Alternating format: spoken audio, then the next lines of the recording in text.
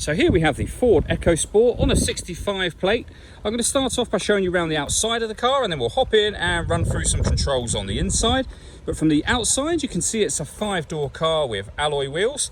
Let's start off inside the boot and then work our way around the rest of it from there. So as we approach the back of the car, you'll see we have reversing sensors, plenty of boot space as well, along with that 60/40 split folding rear seat, should you wish to increase this space even further. Okay, so we're just going to work our way back round to the front of the car, and then we'll hop in and run through some controls on the inside. But now that we've done a full circle of it, you can see it's in excellent condition the whole way round. Just briefly before we climb in, I think it's what we're seeing the interior from this exterior point of view. There's plenty to run through on the dashboard, so let's hop in and we'll do that right now.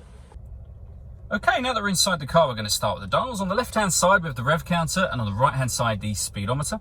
We have the fuel gauge in the middle at the bottom, and above that, the total miles for this car, which are 54,991. You can change the information displayed there by pressing a button on the end of the indicator stalk for various bits of trip computer and fuel economy information, eventually back round to the beginning again. If we're back out to the steering wheel, on the right-hand side, we have cruise control, and on the left-hand side, we have stereo and phone controls, including voice activation for your phone. You can't use the phone controls until such time as you paired the phone up, of course. And that is done by pressing the phone button here and then follow the instructions that will appear up on the screen there. When it comes to music, you can see that we have got FM radio.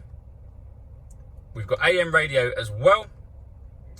And then back round to where we started again. If you want to listen to your own music, you can do that via the CD player. This car, if you press the auxiliary button, has also got auxiliary input, but it's got USB input as well, as you can see. And you can stream your music wirelessly via Bluetooth audio as well. So plenty of ways in which to listen to your music in this car. And as I say, the CD player is just there, the main volume for the stereo, and then the buttons I was using just a moment ago are here. Working our way down, we have the deadlocks to lock the car doors from the outside.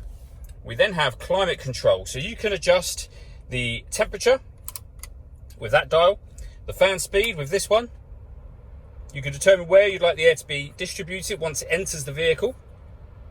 When you're happy with those settings, the air conditioning is on when that light shows, so off, back on again. If you want to, you can press auto. When you do that, the car will take control of the direction of the air and the fan speed to maintain the temperature that you've asked for, and you can hear and see it doing that now. To override that, just readjust the fans, put it back on whatever setting you want it on here, and you'll see auto has now gone off. For those colder days, we have heated driver and passenger seats, both with 2 different heat settings on each. We then have a 5-speed manual gearbox, a 12-volt charging socket, and the auxiliary and USB inputs that I mentioned a moment ago. All that leaves me to say is thank you for taking the time to watch this video. If you'd like to come and see the car for yourself and have a test drive, please feel free to give us a call here at Mach 1 Cars. We'd love to hear from you soon.